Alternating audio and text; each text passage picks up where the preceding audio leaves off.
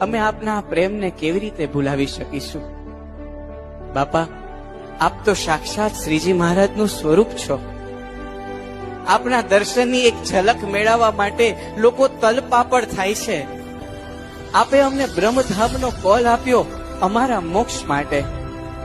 આપનું સ્વરૂપ ઓળખાવ્યું અમારા મોક્ષ માટે. આપે આપની દેહી ક્રિયાને ઠેલીને પણ અમારા માટે દૂધપાક બનાવ્યો, એ પણ 91 વર્ષની ઉંમરે. ફોટા પડાવવા માટે આવીને ઉભા રહી ગયા, પણ અમને ક્યાં ખબર હતી કે 91 વર્ષની ઉંમરે આપને સતત બેસવું કે.